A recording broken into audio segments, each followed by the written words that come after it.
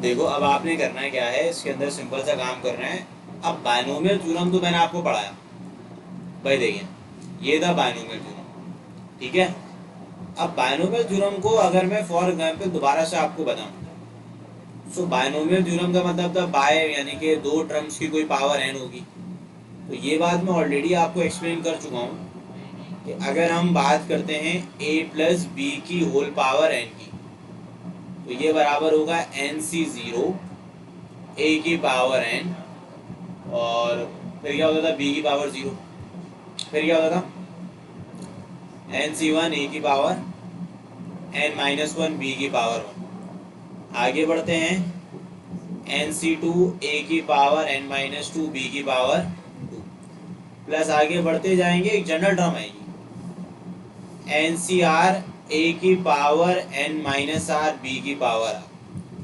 और आखिर में तो आप लोगों को पता ही है क्या होता है, असल में जनरल टर्म निकालना जरूरी है। वजह भाई, अगर मैं आपसे एक्सपेंशन में एक टर्म मांगता हूँ तो वो थोड़ी आप बैठ के पूरा एक्सपेंशन करेंगे।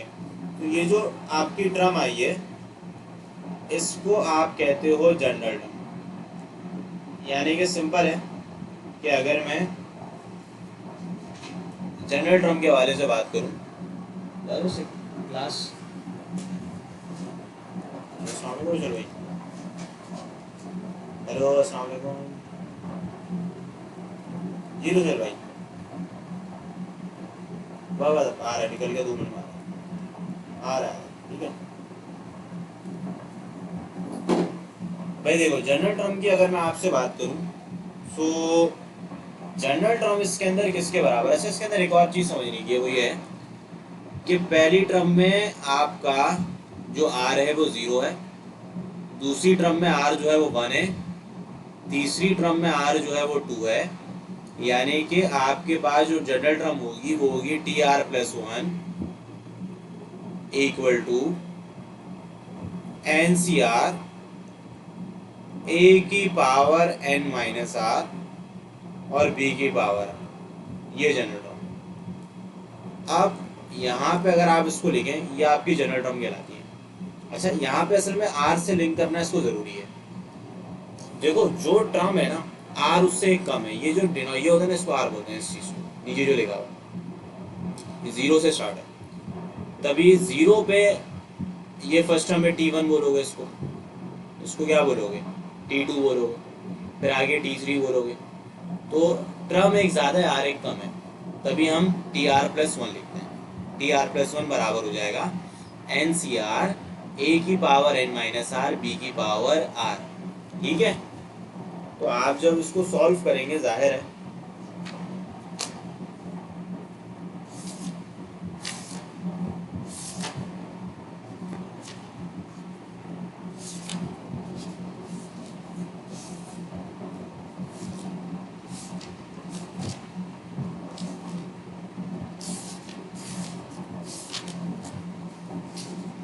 अब देखो ये जनरल टर्म फायदा तब पहुंचाएगी जब आपको कोई भी एक्सपेंशन में एक टर्म निकालनी होगी, एक टर्म, सिर्फ एक टर्म। क्योंकि देखो मैं अगर आपको बोलूँ फिफ्थ टर्म बता दो, एक बच्चा तो पूरी एक्सपेंशन करेगा, आपको पूरी एक्सपेंशन करने की जरूरत नहीं है, आप ये फॉर्मूला यूज कर लें। अब जैसे कि मैं सवाल बताता हूँ, क्वेश्चन नंबर 4। क्वेश्चन नंबर 4 पे क्या कहा जा रहा है, तवज्जो से सुनिएगा। देखिए क्वेश्चन नंबर 4 की अगर मैं आपसे बात करूँ भाई, पार्ट नंबर 1 उस पर लिखा गया है 2/3x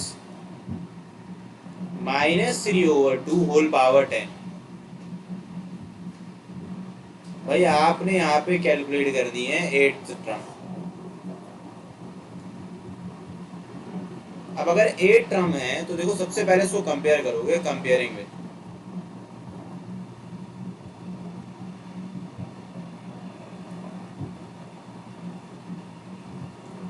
सबसे पहले आप इसको कंपेयर कर लें a प्लस बी की पावर n से, ठीक है।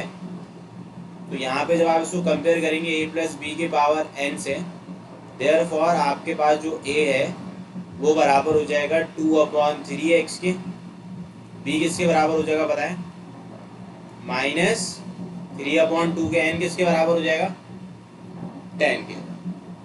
8 टर्म निकालिए, याद रखना टर्म का एक रिलेशन होता है, सिंस वी नो दैट कि ट्रम बराबर होगी, जो भी आपने ट्रम निकालनी है, रिक्वायर्ड ट्रम का फॉर्मूला होगा हमेशा required term is equal to R+1। तो आपकी रिक्वायर्ड ट्रम क्या है बताएं? 8 ट्रम आपने निकालनी है, तो रिक्वायर्ड ट्रम की जगह 8 लिख दोगे। सो R का जवाब बराबर हो जाएगा 7 के। R कितना आ गया? 7। अब जैसे R आ गया तो आप उसके बाद लिखेंगे यूजिंग, क्या लिखेंगे? Using general term, this is said to be general term, तो यहाँ लिखी हुई है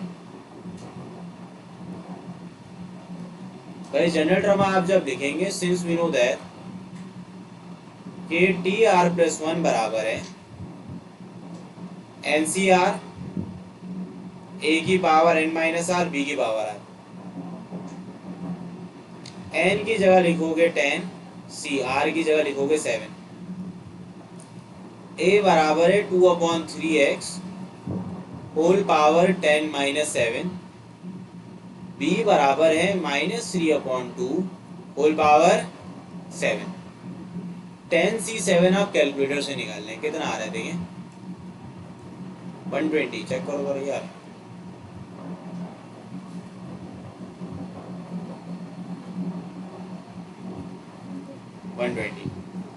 तो 120 लिख दोगे।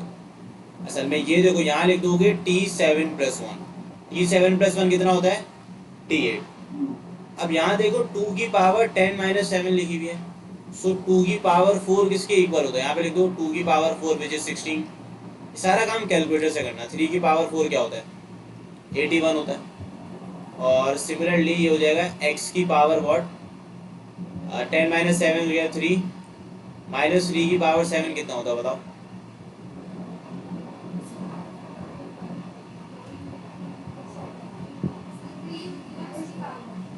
किसकी? अच्छा वो 8 होगा ना। या एक काम करो ना, आसान काम कर लेते हैं तो यहाँ लिख देते हैं 2 की पावर 3, यहाँ लिख देते हैं 3 की पावर 3, यहाँ लिख देते हैं x की पावर 3।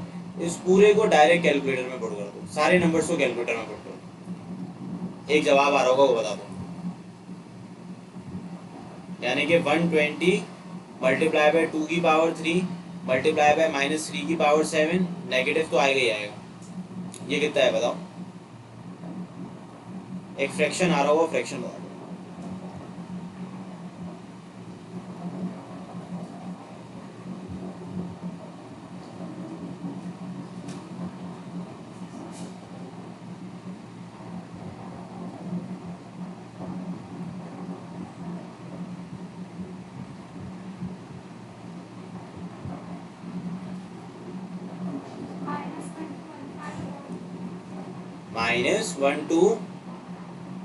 -1215/2।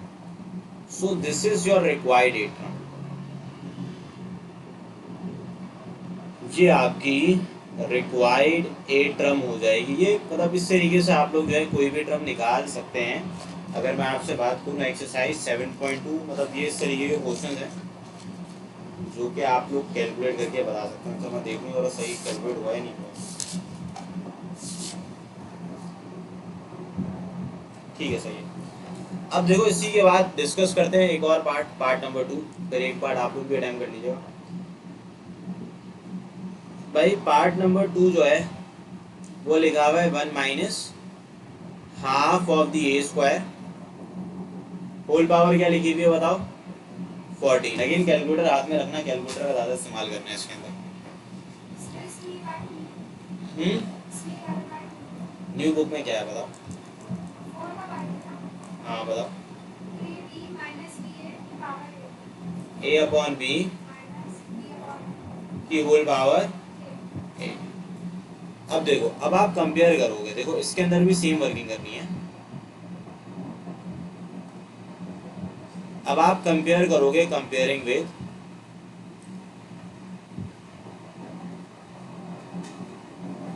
A+B की पावर है, देयरफॉर A बराबर हो जाएगा A/B के और B बराबर हो जाएगा -B/A के और n बराबर हो जाएगा 8 के। अब आप लिखोगे यूजिंग जनरल टर्म। अब जनरल टर्म है क्या, T R plus one equal to same formula, NCR से पहले आर भी तो निकालना होगा। आर वैसे कौन सी टर्म निकालनी, कौन सी ये बताओ, 7 टर्म कैलकुलेट करनी है। तो अगर आपने 7 टर्म कैलकुलेट करनी है, जो भी टर्म कैलकुलेट करनी है आर उससे कम होगा। सिंस वी नो दैट कि भाई जो रिक्वायर्ड टर्म है is equal to R plus one. So required term हमारे पास है 7 equal to R plus one, therefore r equal to 6। Now आप लिखते हैं यूजिंग जनरल टर्म। अगर मैं आपसे जनरल टर्म के हवाले से डिस्कशन करूं तो भाई जनरल टर्म है क्या, T R plus one equal to N C R A की power N minus R B की पावर आर की जगह आप लिख देंगे 6, एन की जगह 8 लिख दूंगा C6, ए की जगह लिख दूंगा ए अपॉन बी, फिर एन माइनस आर जो हो जाएगा 8 माइनस 6। अब बी की जगह मैं लिख दूंगा minus B upon A, R की जगह मैं लिख दूंगा 6। 8 से 6 आप निकाल लें कैलकुलेटर से 28, ये आ रहा है देखें।